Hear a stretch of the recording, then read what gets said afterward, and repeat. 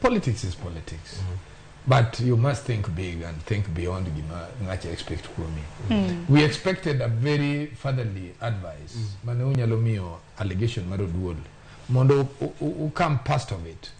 My come and failure. And that's why I was saying gikugi do to such a mokodwa road experts. Mondo advice. One kata yo lemo madongo manenya luki ikindu. Kikuwe no dual no we tek nti yo moko awinjo. At the end of the day, jalemo kuta binu ananja singwa kwa chungo chongi pindi kaka chongi pindi. And you listen.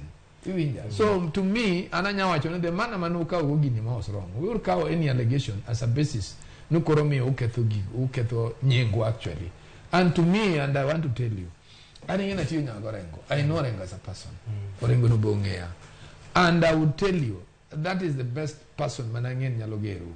Toka okunya winjire on the basis no dwaka line to ubromese. You understand? Sama jasiasa ngama sama jomo koso beditoka par. He loses focus. Iwinja. Toka una assembly udwa beditoko rengo too much. We are going to lose focus. I'm telling you for a fact. Nikeche ubro mi rengo koro kubethink. Orengo bro chako nen koro oduol go record. That is not here nor there. Gimutim Oduol has gone back. Let him know that he's a deputy Marorengo. Mane gimanyalo wachini. Orengo bendo nge ene governor Siaya. To ginya lolosa working formula.